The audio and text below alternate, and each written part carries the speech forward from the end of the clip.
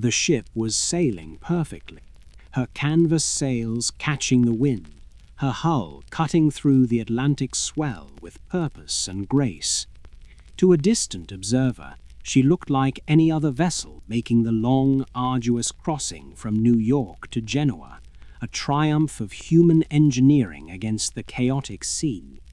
But as the gap closed, as the other ship drew near, the terrifying truth revealed itself in the silence. There was no one at the wheel, no lookout in the crow's nest, not a single soul on deck to greet the morning sun. It was as if the ocean itself had simply swallowed them whole, leaving the wooden shell behind as a mocking tomb. Welcome back to the dreamscape of history. If you enjoy these journeys into the dark, forgotten corners of our past, please take a moment to like this video and subscribe to the channel. It helps us keep the lanterns lit. I am curious. Tell me in the comments where you are watching from and what time it is there. It is always nice to know who is out there with us in the dark. Now, dim the lights, settle in, and let us drift into the mystery. It was December 5th, 1872. The British brigantine Dei Gratia was roughly midway between the Azores and the coast of Portugal, a stretch of ocean known for its unpredictable moods. Captain David Morehouse was on deck when he spotted a silhouette on the horizon, a brigantine, drifting in an odd, uneven manner. She was yawing, swinging slightly off course with the wind, her sails not quite trimmed right for the weather. As they drew closer, Morehouse recognized her. It was the Mary Celeste, a ship that had left New York 8 days before him. She should have been safely docked in Italy by now, or at least far ahead of him. Instead, she was here, drifting like a ghost, aimless and silent upon the grey waves. Captain Morehouse signaled the strange vessel, flags snapping in the wind, asking for a report. He waited, watching through his spyglass for any movement on the deck, a wave, a raised hand, anything. But there was nothing, only the rolling of the ship and the sound of the ocean hissing against the hull. Unease began to settle over the crew of the Dei Gratia, a primal instinct that something was deeply, deeply wrong. Morehouse ordered a boarding party.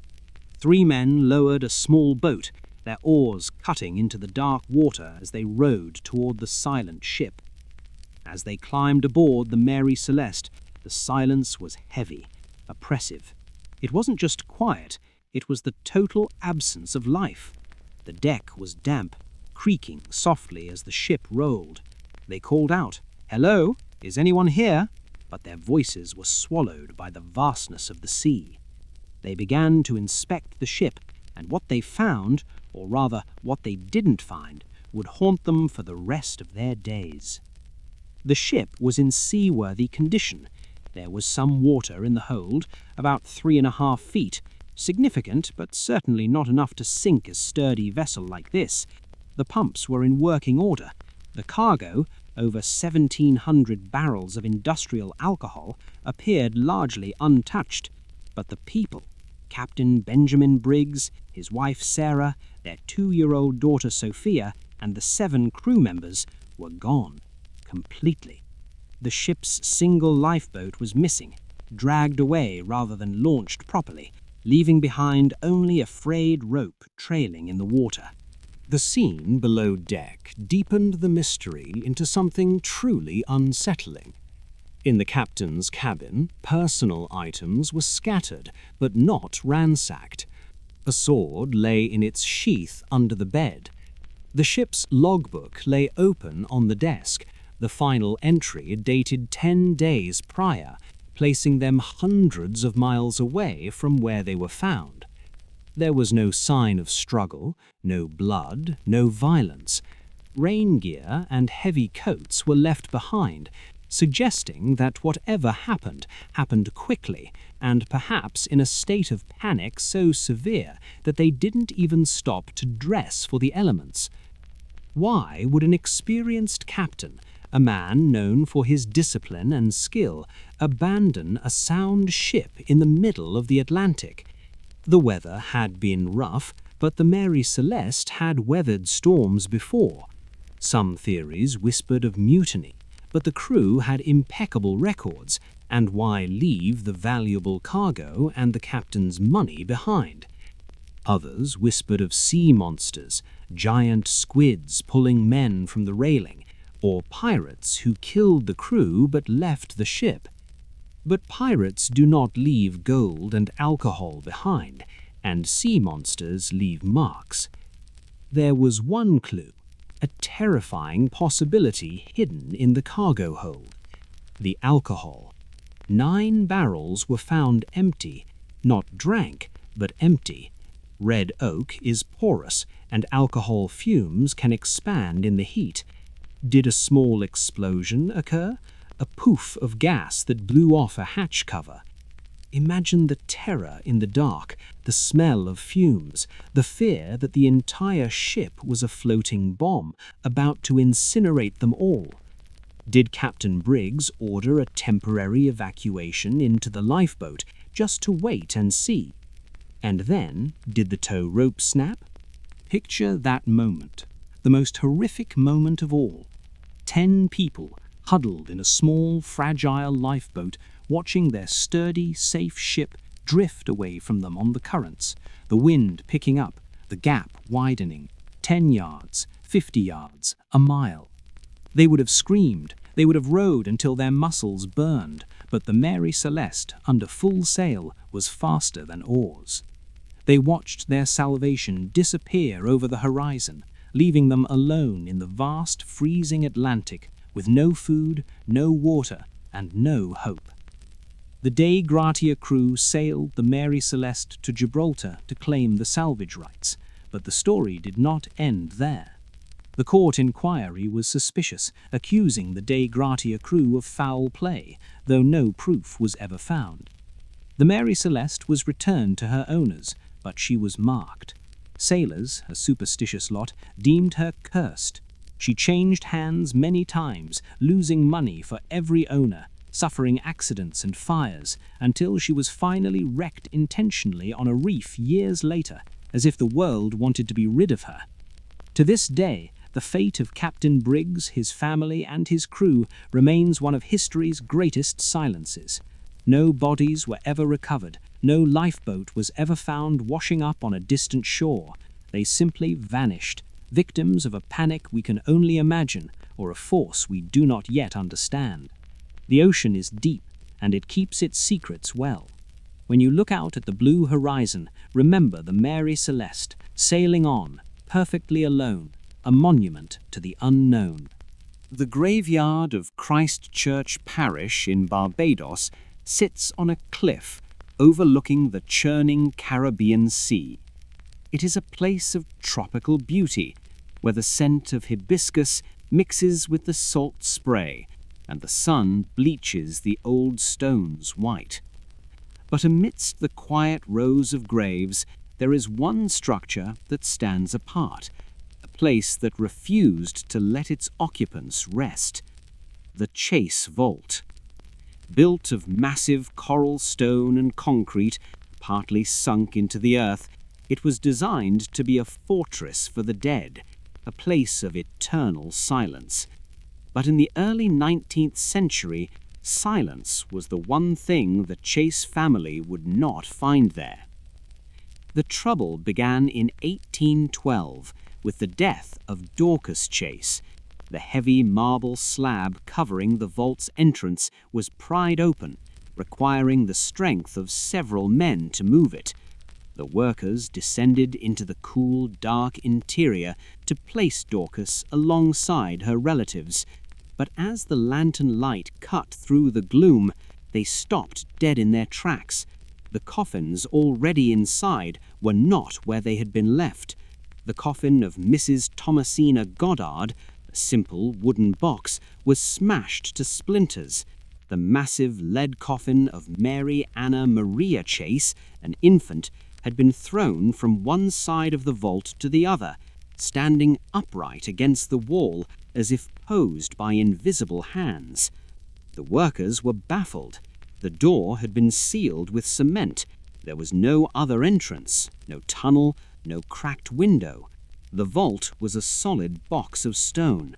Assuming it was the work of vandals, though how they entered remained a mystery, the family ordered the coffins rearranged, placed respectfully back in their rows.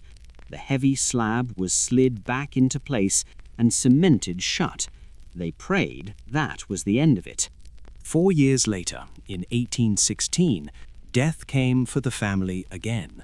This time it was Samuel Brewster, killed in a slave rebellion. Once more, the heavy cement seal was broken. The stone slab was heaved aside, and the torchlight flickered into the tomb. The scene inside was chaos. The heavy lead coffins, some weighing nearly 1,000 pounds, were scattered like toys in a nursery. The infant's coffin was found halfway up the steps leading out of the vault, as if it were trying to escape. Panic began to spread through the island. This was not the work of grave robbers. Robbers take jewelry. They strip the bodies of gold rings. They do not spend hours heaving 1,000-pound lead boxes around a dark room just to leave them there. And the seal on the door had been perfect every time. There were no footprints in the damp mold on the floor, no scratches on the stone walls, just the heavy, dead weight of lead, moved by a force terrifyingly strong. The locals began to whisper of duppies, restless spirits, or a curse upon the Chase family. The vault became a place of fear. People refused to walk past the churchyard after sundown. The air around the tomb felt heavy, charged with a static electricity that made the hair on one's arms stand up. When Samuel Brewster was finally laid to rest amidst the wreckage of his ancestors, the vault was sealed with extra care. But the island waited, holding its breath for the next funeral. The governor of Barbados, Lord Combermere, was a man of science and logic. He heard the rumours and decided to put an end to the superstition once and for all. In 1819, another burial was required. Lord Combermere attended personally, bringing with him a team of trusted men. They opened the vault. Again, the coffins were in disarray, tossed about with violent force. Combermere was determined to catch the trickster. He inspected every inch of the vault. He tapped the walls for secret passages, found none. He checked the floor for trapdoors, found solid rock. He ordered the coffins stacked neatly in their proper places. Then he played his trump card. He ordered fine white sand to be sprinkled across the entire floor of the vault. If a human or an animal or even a rat entered the tomb, their footprints would be visible in the sand. He then had the marble slab cemented into place, but he didn't stop there. He placed his own personal seal and the seals of several other officials into the wet cement. No one could break that seal without it being obvious. The vault was now a perfect scientific trap. If the coffins moved again, there would be no explaining it away with vandals. They left the tomb in silence, the white sand smooth and undisturbed in the dark. 8 months later, in April 1820, Lord Combermere returned. There had been no death, but his curiosity could not wait. He gathered his staff and returned to the churchyard. The seals were inspected. They were perfect, unbroken. The cement was hard and untouched. The vault had not been opened by human hands. Confident that he would find the coffins exactly where he left them, the governor ordered the masons to chip away the cement. The slab was moved. The governor stepped forward with his lantern, expecting order. Instead, he found violence. The vault was a wreck.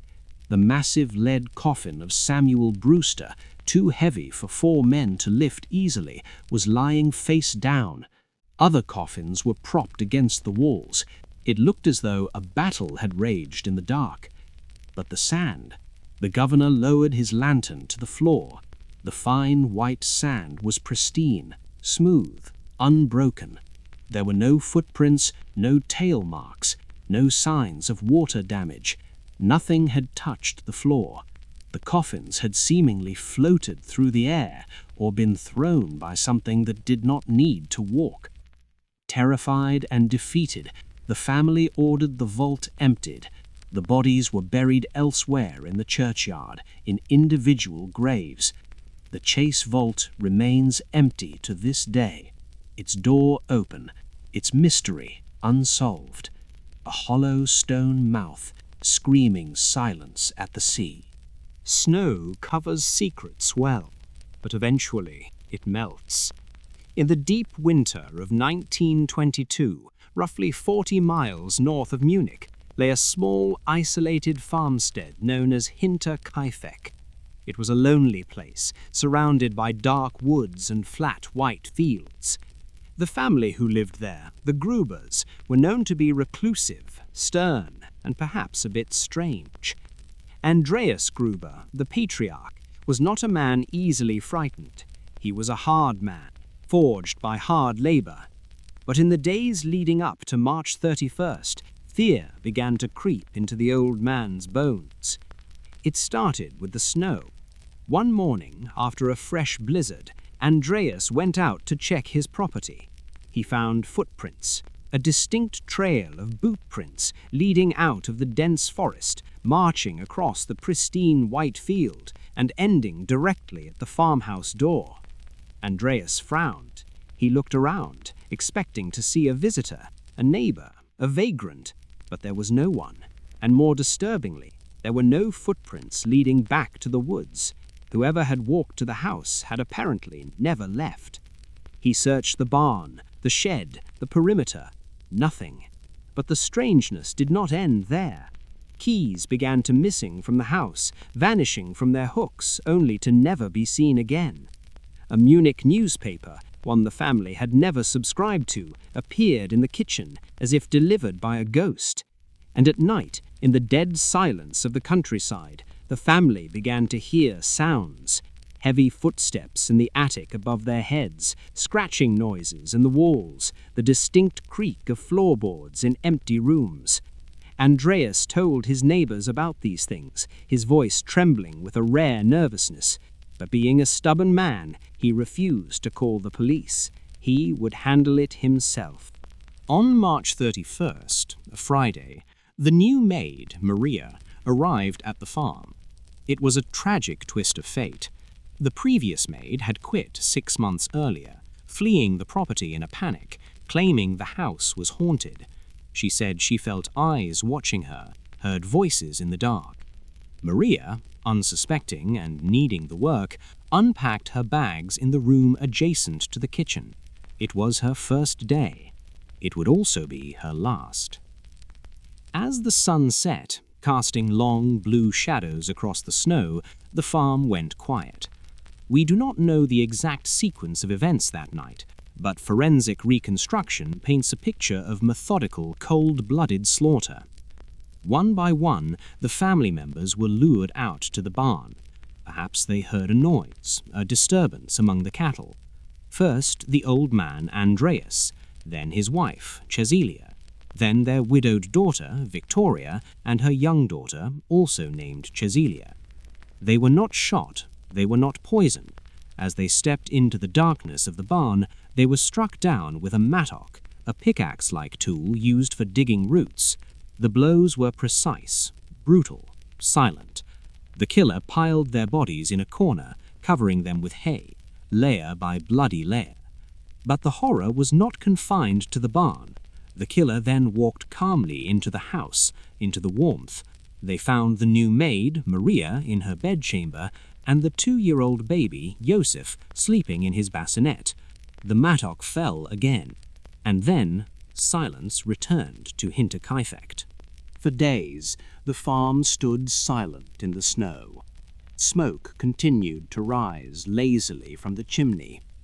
The neighbors noticed that the Grubers had not been seen at church on Sunday, which was highly unusual. The young Cecilia did not show up for school on Monday. The postman noticed the mail was piling up uncollected. By Tuesday, April 4th, the concern was too great to ignore. A group of neighbors decided to investigate. They approached the house, calling out names, but only the wind answered. They pushed open the barn door, and the smell hit them first. In the dim light, they saw the mound of hay. Beneath it, the frozen, shattered bodies of the family. The shock was absolute. They rushed to the house, hoping to find survivors. They found only Maria and the baby, dead in their beds. It was a scene of total annihilation. But as the police and investigators arrived, the true horror of Hinterkaifeck began to dawn on them. It wasn't just the murders, it was what happened after. Based on the autopsy results, the family had been dead since Friday night, but the neighbors had seen smoke from the chimney on Saturday and Sunday. They had seen a light in the window. The cattle in the barn, despite the carnage lying just feet away, had been fed. The dog was alive and tied up in the yard. Someone had eaten food from the pantry. The realization made the investigators' blood run cold. The killer had not fled into the night after the massacre. No, the killer had stayed. For 3 whole days they had lived in the house with the corpses. They had slept in the family's beds, perhaps even in the bed next to the dead baby.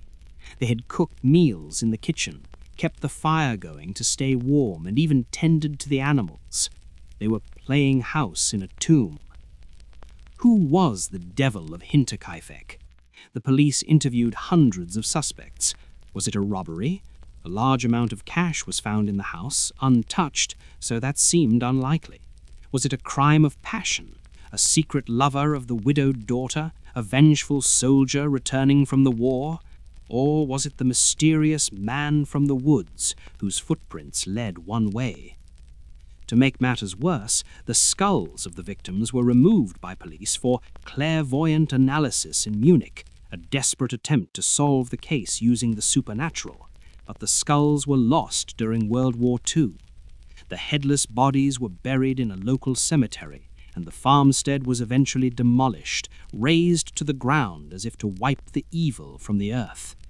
Today, only a small shrine stands in the middle of a flat, open field. But if you stand there in the dead of winter, when the snow is deep and the wind comes off the woods, you might just feel the urge to look behind you and check for footprints that shouldn't be there. The year was 1764. The place was the Gévaudan, a remote, rugged province in south-central France. It is a land of dense forests, jagged, rocky hills, and deep valleys where the mist clings until noon. For the peasants who lived there, life was hard, governed by the seasons and the church. They feared the wolves, certainly, but they knew wolves. Wolves were a known quantity. They attacked sheep, rarely men. But in the summer of that year, something else emerged from the tree line. Something that did not behave like a wolf and did not fear the shepherd's staff. The first victim was a young woman named John Boulet. She was tending her flock in the high pastures when the attack came. It was swift, brutal, and unlike anything the villagers had seen. Her body was found savaged, her throat torn out with surgical precision. At first, they thought it was a large wolf, but then it happened again and again. Victims were found decapitated or with their chests crushed in by immense force. Survivors, those few who managed to escape, told a terrifying story. They described a beast, la bête, that was far larger than a wolf. They said it was as big as a calf, with a chest as wide as a horse, reddish fur with a black stripe down its back, and a tail that ended in a strange, lion-like tuft. But it was the eyes that haunted them, burning, intelligent, and filled with a cruelty that felt almost human. It didn't just hunt for food, it seemed to hunt for sport. It targeted women and children specifically, often ignoring the cattle standing right next to them to get to the human. Panic spread like a plague. The roads emptied. Farmers refused to go out into the fields without armed escorts. The terror was so absolute that it reached the ears of King Louis XV in Versailles. France was a modern nation, a center of enlightenment and science. The idea that a monster was eating his subjects in the provinces was an embarrassment. The king decided to intervene. He sent his own royal dragoons, elite soldiers, to Gévaudan to hunt the creature down. Captain Duhamel arrived with his dragoons, confident and well-armed. They organized massive hunts, conscripting thousands of local peasants to beat the brush and flush the animal out. But the beast was a ghost. It seemed to know when the soldiers were coming. It would vanish from one valley and strike in another, 10 miles away, within the hour. It moved with supernatural speed. There were skirmishes. Soldiers fired their muskets at the creature from close range, claiming to see the bullets strike its hide, only for the beast to shake them off like rain and disappear into the gloom. The locals began to whisper. They said the beast was not an animal at all. They said it was a loup-garou, a werewolf, or perhaps a sorcerer who could change his skin. They said bullets couldn't kill it because it wasn't made of flesh and blood. It was a punishment sent by God for their sins. The dragoons, frustrated and humiliated, eventually withdrew, leaving the people of Gévaudan alone in the dark once more. The king, desperate to save face, sent his personal gun-bearer, François Antoine, a legendary hunter. In September 1765, Antoine tracked and killed a massive wolf. It was huge, twice the size of a normal timber wolf. The court celebrated. The wolf of jades was stuffed and displayed in Versailles. The king declared the nightmare over. The newspapers printed triumphant headlines, but back in the Gévaudan, the peasants were not celebrating. They looked at the stuffed wolf and shook their heads. "That is not the beast," they whispered. And they were right. 2 months later, the killings resumed, and they were worse than before. The beast seemed angry now. It grew bolder, attacking people in bay light, sometimes right in their own gardens. In one horrific incident, it attacked a group of children, carrying one off over a stone wall with effortless power. The province sank into despair. They had been abandoned by their king, and the monster was still hungry. It was during this time that the legend of the man-beast grew. Some witnesses claimed the creature walked on its hind legs at times. Others swore they saw a man, a local recluse perhaps, guiding the beast, or watching from the tree line while it fed. The line between reality and folklore blurred entirely. The woods became a place of absolute dread, where every snapping twig sounded like a death sentence. The end, when it finally came, was as mysterious as the beginning. It was June 1767. A local hunter named Jean Chastel, a quiet, religious man, sat in a forest clearing during a prayer break in a hunt. He was reading his Bible. According to the legend, the beast stepped out of the bushes and just looked at him. It didn't attack, it waited. Chastel calmly closed his book, raised his musket, and fired. The beast fell dead instantly. Chastel had used a bullet he had made himself, melted down from a medallion of the Virgin Mary, a silver bullet. When they examined the carcass, it was unlike anything they had ever seen. It had strange, non-wolf proportions, odd jaws, and weird feet. The autopsy found the remains of a small child in its stomach, confirming it was the man-eater. But the body was poorly preserved. By the time it was hauled to the king, it had rotted so badly it had to be destroyed. We have no skeleton, no DNA. To this day, history cannot say what the Beast of Gévaudan actually was. Was it a surviving prehistoric predator, a hyena imported from Africa and trained to kill, a genetic mutant, or something else? Between 1764 and 1767, it killed over 100 people. It is the only time in history that a serial killer was a wild animal, or perhaps a monster in animal skin. Rio de Janeiro, August 1966. A vibrant city of samba, sun, and life. But on the outskirts of the city, in the suburb of Niterói, there rises a small, unremarkable mound of earth known as Vintem Hill.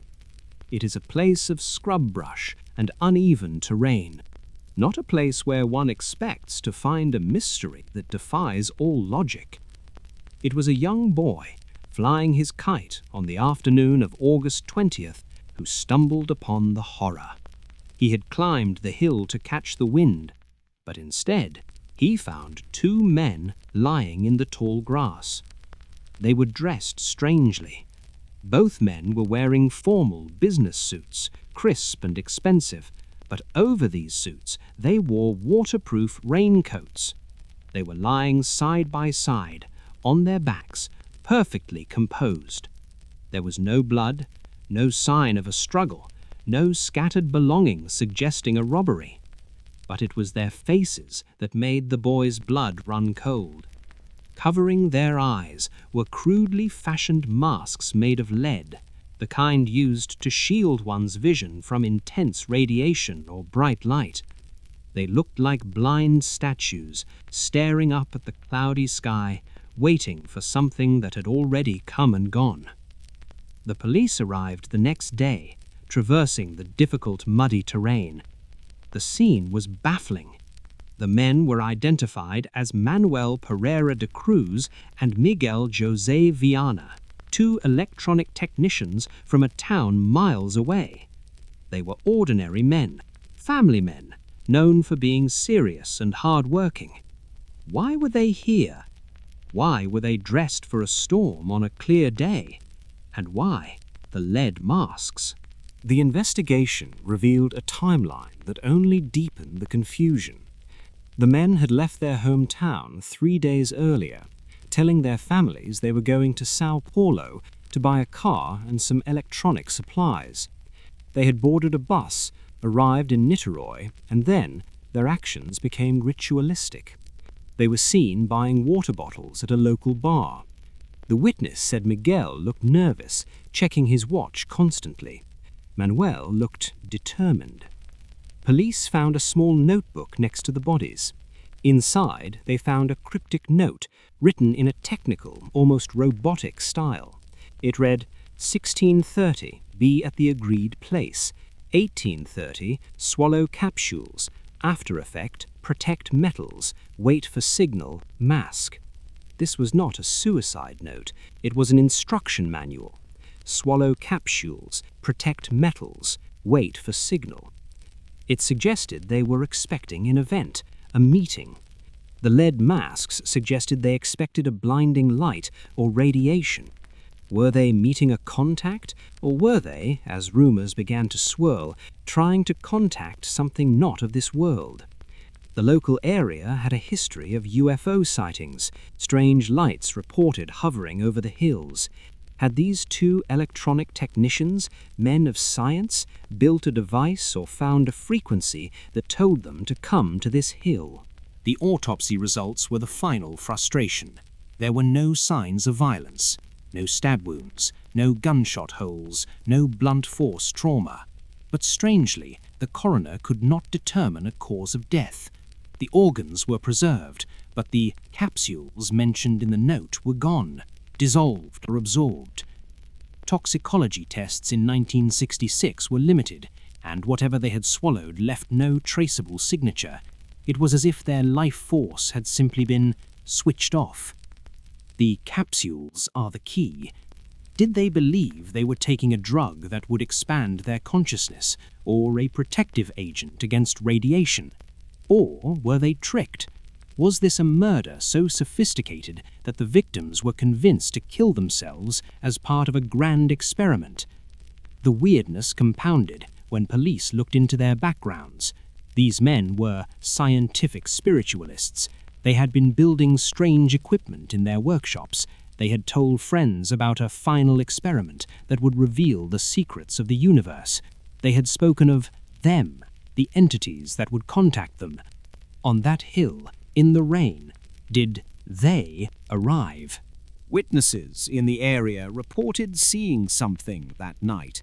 A night watchman and a wealthy socialite driving nearby both reported seeing an odd, orange-colored object hovering over Vintem Hill around the time of death, a glowing orb that sat silent in the sky and then vanished. Was it a coincidence, a trick of the light, or the signal the men were waiting for? The grass around the bodies was flattened, but not in a way that suggested a fight. It was flattened as if a heavy weight had rested there. Some say the soil showed traces of radiation, though this was never officially confirmed. The lead mask's case remains Brazil's Roswell, but darker. It isn't about a crashed ship. It is about the human willingness to walk into the dark, following instructions we don't understand, hoping for a revelation. Manuel and Miguel lay there for days behind their lead masks, protected from a light that perhaps only they could see. Did they find what they were looking for, or did they die realizing that the agreed place was simply a muddy hill, and the signal was just the silence of death? To this day, the masks sit in a police museum, staring blindly at visitors, guarding the secret of Vintem Hill. It began in silence. In July of 1518, the city of Strasbourg was baking under a merciless summer sun. The air was thick with the smell of sewage and unwashed bodies, the heat radiating off the cobblestones like a physical weight. Starvation was rampant. The harvest had been poor, and the people were desperate. But the horror did not come from hunger. It came from Frau Troffea. One morning, she stepped out of her house into a narrow street, and she began to move. It wasn't a walk, it wasn't a seizure, it was a dance. She began to twist, to twirl, to step in a rhythm that only she could hear. There was no music, no fiddler played on the corner, just the sound of her heavy skirts swishing and her shoes scuffing against the stone. Her face was not joyful. It was a mask of concentration, and then of fear. She danced for hours. Her husband begged her to stop. She did not or could not answer. She danced until the sun went down, and then she danced through the night. By the next morning, she was collapsed in a heap of exhaustion, her feet bleeding, her body twitching. But as soon as she regained a shred of strength, she stood up, and the dance took her again. She was the patient zero of a plague that had no germ, no bacteria, only a terrifying, contagious compunction. By the end of the week, 30 others had joined her. They didn't want to dance. They were weeping, screaming for mercy, begging for the movement to stop, but their legs kept moving, puppets on strings held by an invisible, cruel master. The city council was baffled. They consulted the doctors, the men of science. The diagnosis was absurd: hot blood. The doctors claimed the victims had too much heat in their bodies and needed to dance it out. It was a fatal error. The authorities decided that the cure for the dancing was more dancing. They cleared a grain market to serve as a stage. They hired professional musicians, pipers and drummers to keep the rhythm going.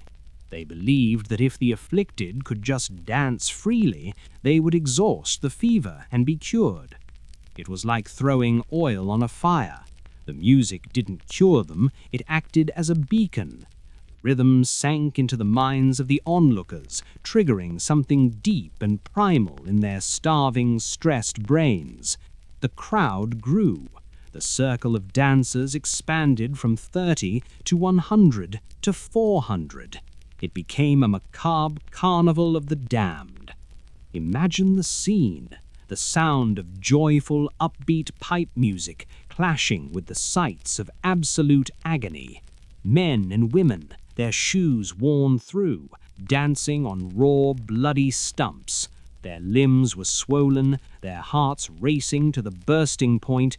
They were sweating so profusely that the air in the market became a suffocating mist.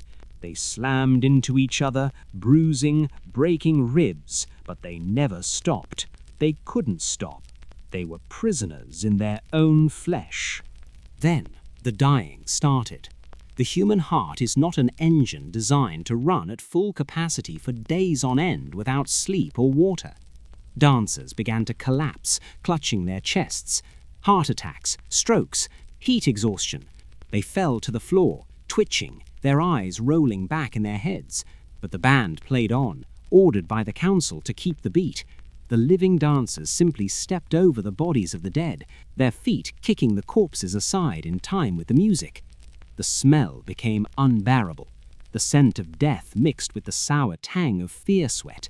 The stage became a slaughterhouse. It was a scene from hell itself, brought to earth. The musicians, terrified by what they were seeing, played faster and louder, trying to drown out the screams of the dancers. It was a feedback loop of horror. The more they played, the more frantic the movements became. The religious leaders finally intervened. They realized this was not a medical issue, but a curse. They blamed Saint Vitus, a Catholic saint who was said to have the power to inflict compulsive dancing on sinners. The cure shifted from music to penance. The survivors were bundled into wagons, tied down to stop their thrashing limbs, and carted off to a shrine in the mountains. There they were given red shoes and forced to pray for absolution. Eventually, the plague burned itself out. The survivors were left crippled, traumatized, haunted by the memory of the days when their bodies rebelled. History calls it the Dancing Plague of 1518. Theories abound. Was it ergotism, a poisoning from moldy rye bread that causes hallucinations and spasms? Perhaps, but ergotism usually results in gangrene and loss of limbs, not coordinated rhythmic movement. Was it mass hysteria, a psychogenic illness triggered by the extreme stress of famine and superstition? This is the most likely answer, and perhaps the most terrifying. It implies that the human mind is so fragile, so susceptible to suggestion, that it can simply break, that a thought, a fear, can become a physical reality that kills you. We like to think we are in control of our actions. We decide when to stand, when to walk, when to stop. But the ghosts of Strasbourg whisper a different truth. They remind us that the connection between mind and body is a thin wire, and if it snaps, we are just meat, moving to a rhythm we didn't choose. If you listen closely in the quiet of your room, you can hear your own heart beating, a rhythm you don't control. Let's hope it's the only one.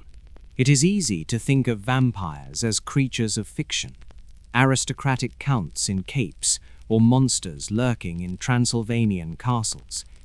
But in the late 19th century, in the quiet, rural warmth of Exeter, Rhode Island, the vampire was not a myth. It was a very real, very terrifying neighbor. The year was 1892. The modern world was arriving. Electric lights were illuminating cities, and science was advancing. But in the farmhouse of George Brown, a darkness had taken hold that science could not explain and medicine could not cure. They called it consumption. We know it today as tuberculosis. It was a slow, agonizing way to die. The victim would waste away, growing paler and thinner by the day, coughing up blood, their eyes sinking into their skulls until they looked like walking corpses. For George Brown, it was a curse that would not break. First, the disease took his wife, Mary.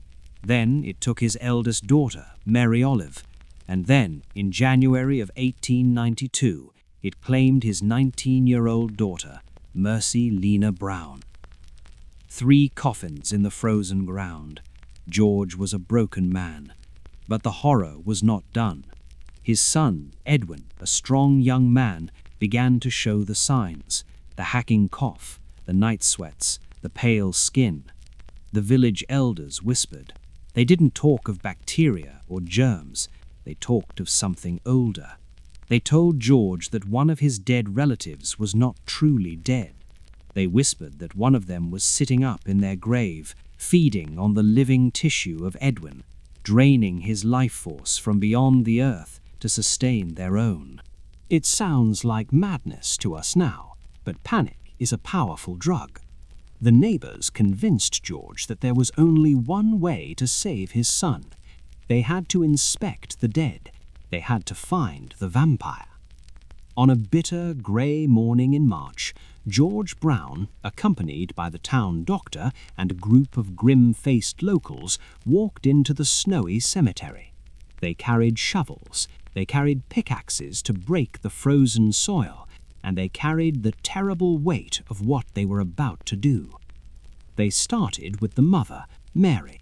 They dug down 6 feet into the cold darkness. They pried open the lid. She was skeletal, a mummified husk. She had clearly been dead for years. She was not the monster. They moved to Mary Olive. Again, the digging, the creaking of wood, the inspection. She, too, was in an advanced state of decomposition, just bones and dust. Then they turned to Mercy. She had been dead for 2 months. It was winter. The ground was like iron. They hacked away the earth until the wood of her coffin was exposed. The men in the hole wiped sweat from their brows, their breath pluming in the icy air. They lifted the lid, and a collective gasp went through the crowd. Mercy Brown did not look dead. She looked sleeping. Her skin was not grey, but creamy and pale. Her face was full, not sunken. Her hair seemed to have grown. But it was what they found when the doctor stepped forward that sealed her fate. The doctor, a man of science named Harold Metcalf, tried to explain it. He tried to tell them that the cold winter ground had preserved her, that she was effectively in a freezer. But the crowd ignored him. They pointed to her mouth. There was no rigor mortis, and when the doctor, pressed by the mob, cut open her chest cavity to inspect her heart, they found the proof they were looking for. The heart contained liquid blood, fresh, red, liquid blood. To the terrified villagers, this was impossible for a corpse. It was proof that she was undead, proof that she had been leaving her grave at night, visiting her brother's bedside, and drinking his life to keep her own blood fresh. George Brown stood over his daughter's body, the girl he had raised, the girl he had mourned. He had to make a choice: save his daughter's dignity or try to save his dying son. Fear won. The order was given. In a scene of gruesome medieval horror, right there in the snow, the heart and liver were cut from Mercy's chest. The organs were placed on a nearby rock. A fire was built. The smell of burning flesh rose up into the cold New England sky. A sacrifice to a superstition that should have died centuries ago. They burned Mercy's heart until it was nothing but ash. Then, in a final desperate act of medicine, they took those ashes, mixed them with water, and gave the mixture to Edwin to drink. They believed the cure would break the connection, that by consuming the vampire's heart, Edwin would reclaim his stolen vitality. He drank it. He drank the ashes of his own sister. But the universe is rarely so transactional. The ritual failed. Edwin died 2 months later, consumed by the bacteria that didn't care about hearts or graves. Mercy's body was reburied, simpler now, missing the pieces that her family had taken. She lies there still, in the Baptist Church Cemetery in Exeter. Locals say the ground around her grave is always a little colder than the rest. She is remembered not as a victim of disease, but as the last vampire. Her story is a tragic reminder of what happens when love turns into fear and when we try to solve the problems of the physical world with the logic of a nightmare. In the rolling hills of Greenbrier County, West Virginia, the winter of 1897 was harsh. The wind howled through the valleys, rattling the windows of the isolated farmhouses. In one such house, a young woman named Elva Zona Heister Shue lived with her new husband, Edward. They had been married only 3 months. It was a whirlwind romance, though the locals whispered that Edward was a drifter, a man with a past that he kept hidden behind a charming smile. On a cold January afternoon, the silence of the farm was broken by a scream. A young boy, sent to the house to run an errand, found Zona lying at the bottom of the stairs. She was stretched out, one arm tucked underneath her, her head tilted at an awkward angle. She was quite dead. The boy ran for the doctor, terror lending speed to his legs. But by the time Dr. George Knapp arrived, the scene had been altered. Edward Shue, the grieving husband, had already moved the body. He had carried Zona upstairs to the bedroom, washed her, and dressed her in her finest Sunday dress. He was weeping, cradling her head, refusing to let anyone near her. He had placed a high, stiff collar around her neck and a large veil over her face. When the doctor tried to examine her, Edward became agitated, pushing his hand away, insisting that his wife be left in peace. The doctor, perhaps intimidated or simply wanting to respect the husband's grief, conducted a brief, superficial exam. He noted eternal faint as the cause of death, later changing it to childbirth. Zona was buried the next day in the frozen earth of the Soul Chapel Cemetery. The case was closed, or so Edward thought. But the grave could not hold Zona's secret. Her mother, Mary Jane Heister, was a woman of strong intuition and stronger will. She had never liked Edward. She felt a darkness in him. After the funeral, she removed the sheet from inside Zona's coffin, a strange keepsake she had grabbed in the confusion, and tried to wash it.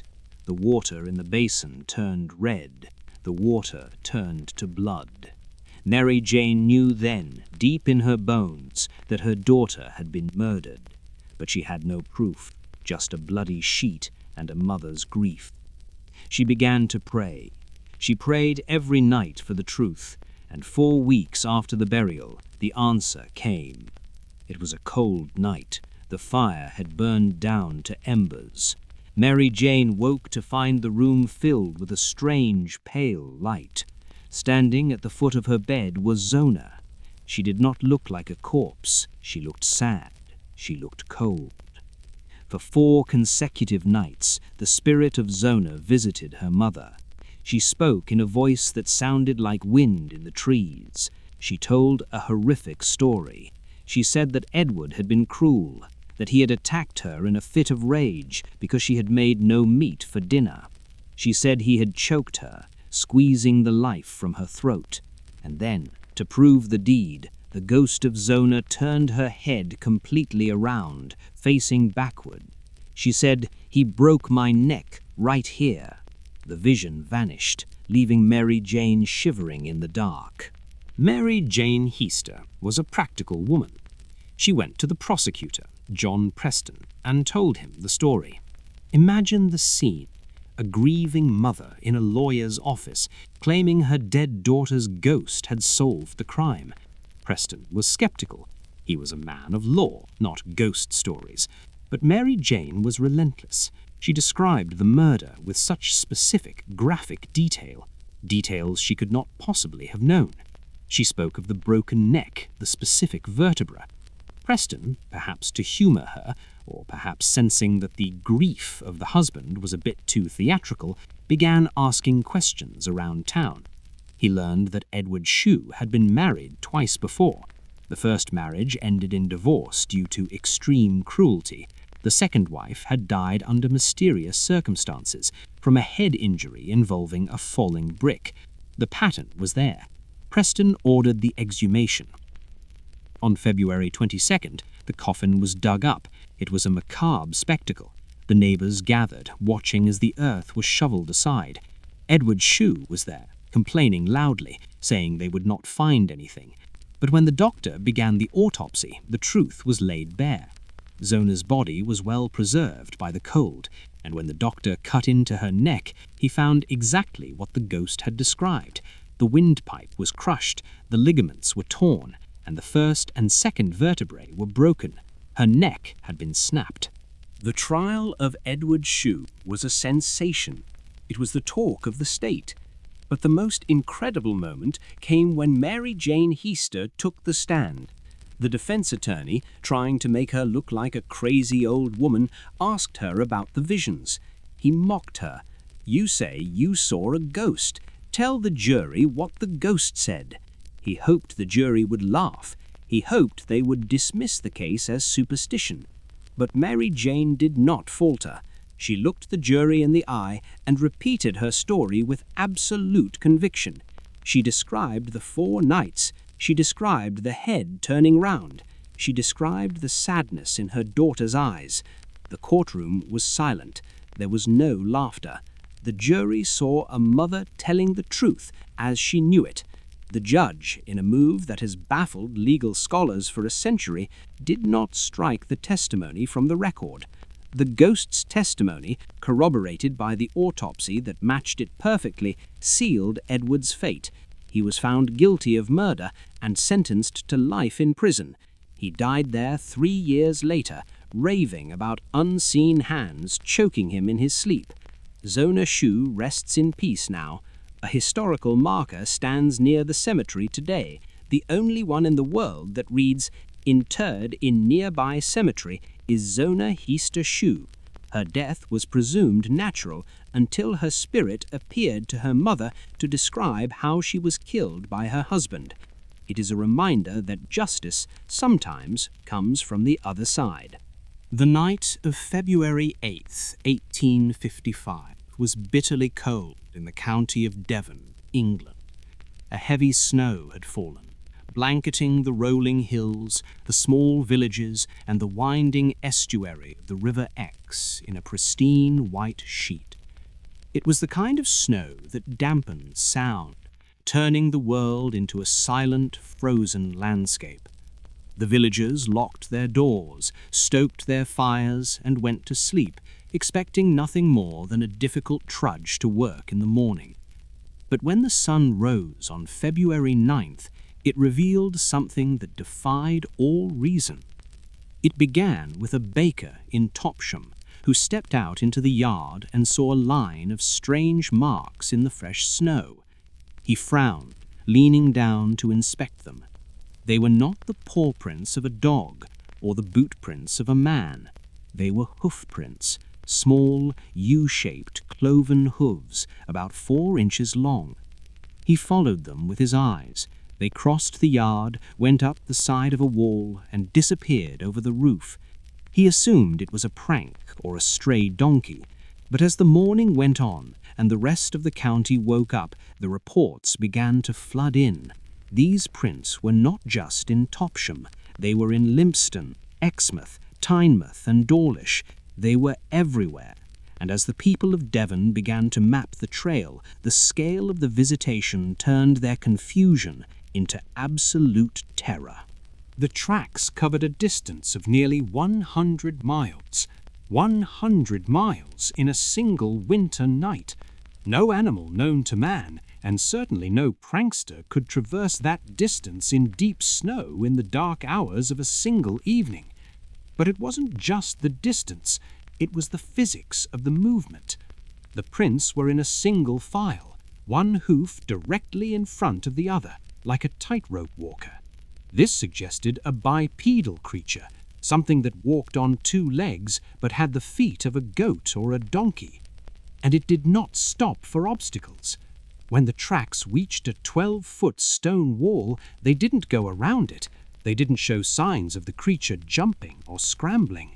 The prints simply appeared on the top of the snow-covered wall and then continued on the other side, as if the creature had simply floated up and over. They were found on the roofs of cottages, the creature seemingly walking casually over the sleeping inhabitants. They were found inside enclosed gardens with high fences and locked gates. They were even found leading into and out of drain pipes that were only 6 inches in diameter. Whatever had made these marks could change its shape or pass through solid matter, yet still leave a physical imprint in the snow. By noon, the atmosphere in Devon had shifted from curiosity to mass hysteria. The local clergy were consulted. They looked at the cloven shape, the single-file line, the impossible entry into locked homes, and they whispered the only name that made sense to them: Satan, the devil himself. Rumors spread that the devil had been roaming the countryside looking for sinners. People refused to leave their homes. Men armed themselves with pitchforks and muskets, guarding their families. A detachment of local volunteers formed a hunting party, tracking the prints into the woods, dogs barking and straining at their leashes. But the dogs, according to the reports, would stop at certain points where the tracks grew thick and refused to go further, whining and tucking their tails between their legs. The press caught wind of the story. The Illustrated London News published drawings of the prints. Letters poured in from scientists and skeptics. Some suggested it was a badger waking from hibernation. Others suggested a kangaroo had escaped from a private zoo. Some even claimed it was a weather balloon trailing a rope that hopped along the ground. But none of these theories could explain the single-file gait, the specific hoof shape, or the sheer 100-mile impossibility of the path. A badger does not walk 100 miles in a night. A rope does not hop over a house. There was one particularly chilling detail that is often left out. In one village, the tracks stopped abruptly in the middle of a field, as if the creature had flown away. But a few yards later, they resumed. In the gap between the tracks, the snow was undisturbed, but there was a scorch mark, a small patch where the snow had been melted, not by the sun, but by intense heat. The devil's footprints remain one of the most rigorously documented unexplained events in history. We have the drawings, we have the letters from the priests, we have the newspaper articles, but we have no answer. The snow eventually melted, taking the physical evidence with it back into the earth. Was it a freak atmospheric phenomenon? A mass hallucination triggered by the isolation of winter? Or did something truly walk across the roofs of Devon that night? Something that watched the people sleeping, tapped on their windows with a cloven hoof, and then moved on? Next time it snows, and you look out at your pristine white yard, look closely. You might not be the only one who has walked there. The Flannan Isles are a cluster of jagged rocks in the Outer Hebrides of Scotland, rising out of the wild Atlantic like the teeth of a drowning giant. They are uninhabitable, home only to seabirds and the wind. But in 1899, a lighthouse was built on the largest rock, Eilean Moor. It was a beacon of civilization in the dark, manned by 3 keepers, James Ducat, Thomas Marshall, and Donald MacArthur. They were seasoned men, tough, reliable. They knew the sea, and they knew the isolation. On December 26, 1900, the relief ship Hesperus arrived at the island. Captain Harvey signaled the lighthouse, expecting the usual response: a raised flag, a wave from the gallery, the bustle of men eager for fresh supplies and news from home. But the lighthouse stood silent. No flag was flown. The provisions boxes had not been put out on the landing. A heavy, unnatural stillness hung over the rock. Joseph Moore, the relief keeper who was set to start his shift, rowed ashore with a growing sense of dread. He climbed the steep, slippery stairs put into the cliff face, calling out the names of his friends. The only answer was the screaming of the gulls. He reached the lighthouse compound. The gate was closed. The door to the keeper's quarters was unlocked. He stepped inside, into a scene that has baffled investigators for over a century. The kitchen was empty. The fire in the grate was dead, nothing but cold ash. But it wasn't a scene of chaos, it was a scene of interruption. A meal of salted mutton and potatoes lay on the table, half eaten. A chair was toppled over, as if someone had stood up in a violent hurry. The clock on the wall had stopped. It was frozen in time. Moore searched the bunk room. The beds were unmade, but empty. He searched the light room. The lamp was cleaned, the mechanism oiled and ready. Everything was in perfect working order. The only thing missing was the men. He went back outside. At the west landing, he found signs of incredible violence, but not from humans. Iron railings were bent like wire. A massive stone block weighing a ton had been displaced. The supply box was smashed. It looked as though a storm of apocalyptic power had hit the island. But here was the strange part.